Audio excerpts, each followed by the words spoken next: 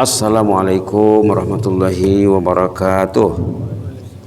Bismillah walhamdulillah wassalatu wassalamu ala rasulillah wa ala alihi wa sahbihi wa man tabi'ahu wa wala. Rabbi shrah li sadri wa yassir li amri wahlul 'uqdatam min lisani yafqahu qawli. Subhanaka la ilma lana illa ma 'allamtana innaka antal alimul hakim. Allahumma inna ala dzikrika wa syukrika wa husni ibadatik. Alhamdulillah, jemaah pilihan Allah, jemaah kekasih Allah yang sudah datang ke Masjid Muttaqin sebagai memenuhi panggilan Allah. Azan itu panggilan Allah. Azan dalam bahasa kitanya, azan itu artinya pemberitahuan. Dalam bahasa Islamnya, azan itu dikatakan juga nida. Nida itu artinya panggilan, imbauan. Kita diimbau, seluruh alam dihimbau untuk mendatangi rumah Allah. Kita sudah datang, alhamdulillah. Dan kita bersolat. Dalam solat kita mendengar Quran dibaca. Quran yang dibaca itu perlu difikirkan, perlu dibincangkan. Perlu difikirkan, dibincangkan, diamalkan, diterapkan, disebarkan, disebut-sebut, dan perlu diperjuangkan. Macam mana kita ingin berjuang kalau kita tidak tahu? Kita perlu tahu. Maka belajar itu wajib. Sama dengan salat.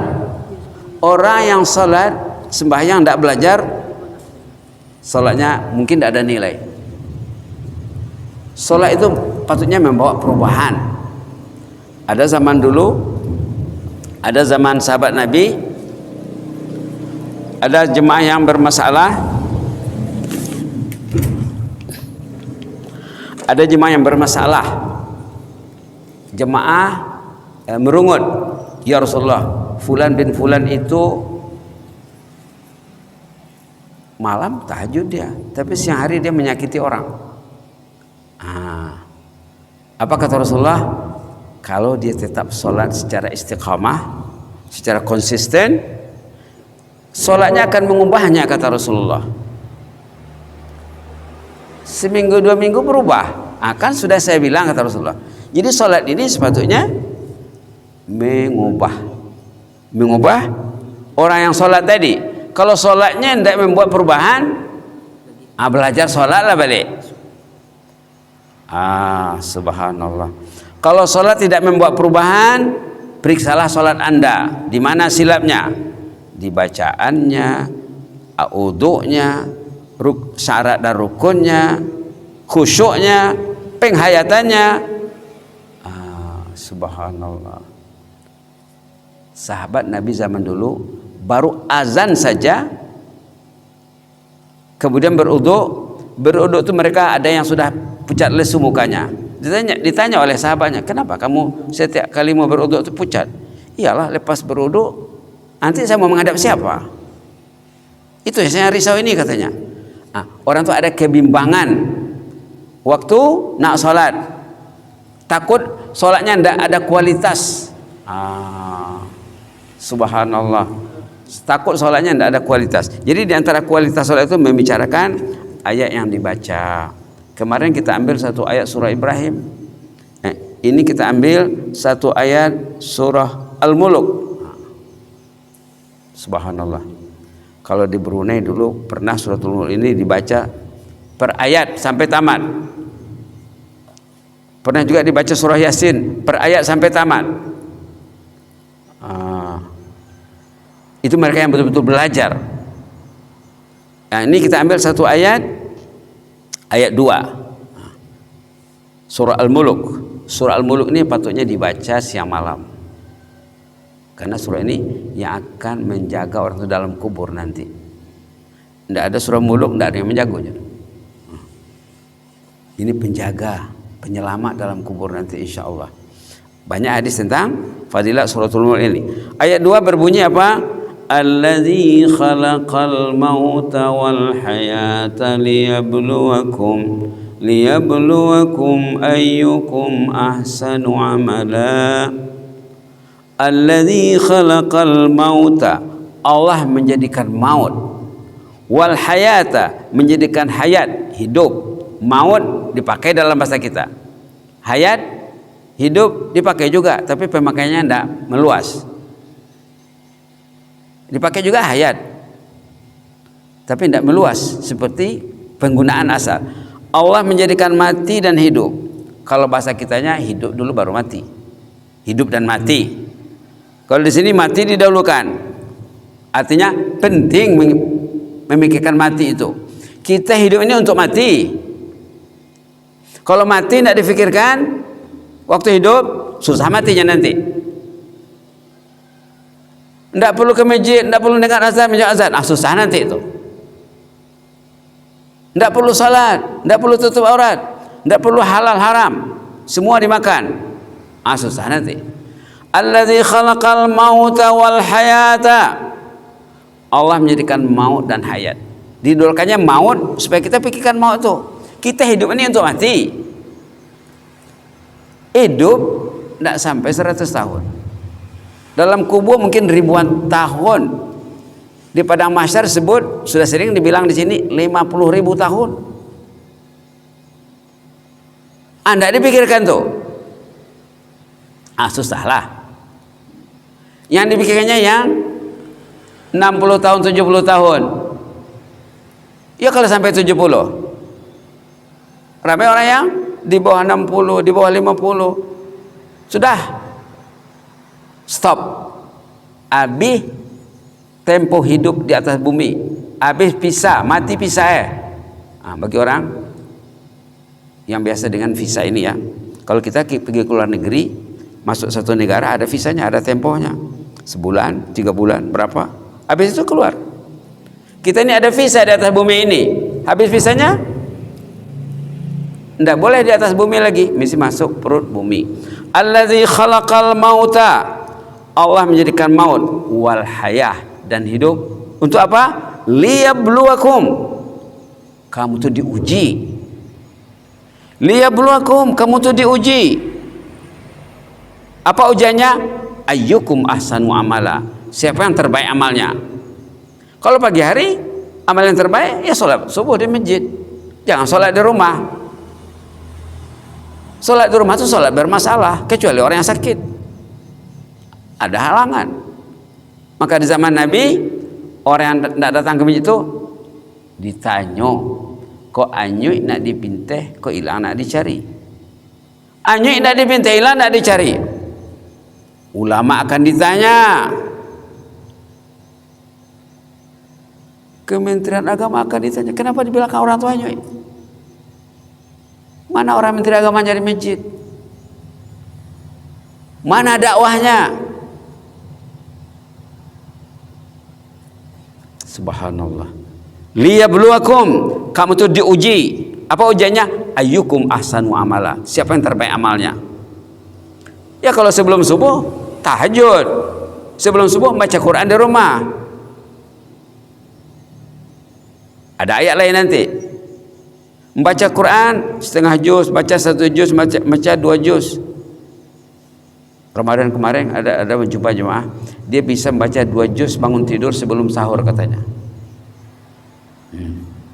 Ada jumpa jemaah, dia bisa baca Quran di rumah sebelum sahur 2 juz. Kalau yang pergi ke masjid subuh, sebelum subuh dapat 1 juz, dah 3 juz. Dia bisa baca 10 juz satu hari. Bahkan pernah 12 juz, 13 juz, 15 juz. Subhanallah. Ayyukum ahsanu amala, siapa yang terbaik amalnya. Jadi hidup ini hidup bersaing, kompetisi. Suami dengan istri mesti siapa yang banyak baca Qurannya satu hari. Ayah, ibu dengan anak-anak, siapa yang banyak baca Quran satu hari. Ayyukum ahsanu amala, siapa yang banyak zikirnya. Ini bulan Syawal ini, siapa yang selesai puasa 6-nya? Siapa yang mau mulai? Siapa yang sudah mulai? Ayyukum ahsanu amala. Jadi hidup ini lapangan persaingan. Mesti ada persaingan, daya saing mesti tinggi. Mesti bersaing. Jemaah dulu pernah waktu kuliah dulu, kawan jumpa dengan kawannya, saya lihat kamu ini macam pikiran kamu tidak tenang, ada kekhususan dalam pikir. Iyalah katanya, saya paling kurang malam saya baca 1 juz, ini belum habis lagi, risau saya. Tengok ya orang saleh. Subhanallah. Liyabluwakum, kamu tuh diuji. Ya belum tuh uji ya. Jadi hidup ini ujian. Ujiannya apa? Apa yang terbaik? Siapa yang terbaik amalnya? Jadi sepatutnya di pagi hari kita berpikir apa yang mau dibuat hari ini. Kalau sholat, ya sholat berjamaah. Kalau bisa sholatnya 5 waktu berjamaah. Kalau bisa sholat berjamaahnya sebelum sholat qabliyah. Sesudah sholat, sholat ba'diyah. Waktu duha kita duha. Waktu tahajud kita tahajud. Waktu tilawah baca Quran, kita baca Quran. Waktu zikir, zikir. Subhanallah. Cantik ayat ini ya. Kalau Bapak faham ayat yang sepotong ini, selamat tuh. Walladzi khalaqal mauta wal hayata liyabluwakum ayyukum ahsanu amala wa huwal azizul ghafur. Allah menjadikan maut dan hayat. Sebenarnya dalam ayat lain 2 kali maut, 2 kali hayat sebenarnya. Kalau kita lihat ayat-ayat dalam surah Al-Baqarah contohnya, kuntum amwatan, dulu kamu mati, fa ahyakum, kemudian dihidupkan, kemudian dimatikan, kemudian dihidupkan. Di sini diringkaskannya saja disebut 2 kali. Dalam ayat lain disebut mati itu 2 kali, hidup 2 kali. Sebelum lahir dia enggak mati, kemudian lahir, hidup, kemudian mati, kemudian hidup lagi. Hidup kedua kali, itulah hidup hakiki. Hidup sekarang ini permainan. Ibarat gambar karton manusia, bukan manusia. Manusianya bila sesudah mati nanti.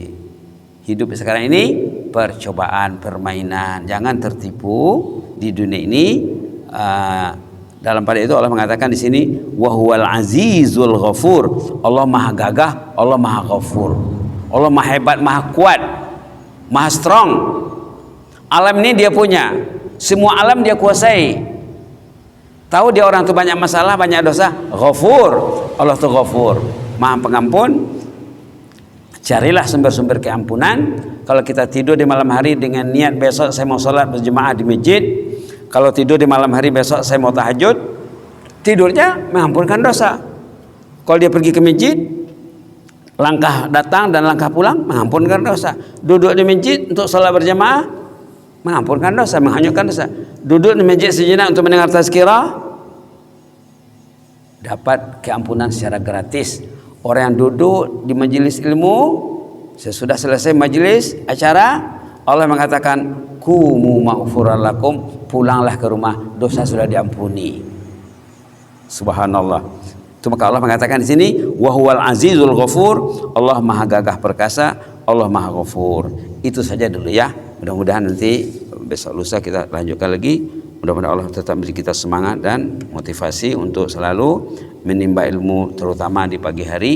Siapa yang datang di pagi hari menimba ilmu, menyampaikan ilmu, dalam hadis dikatakan dapat bonus seperti naik haji.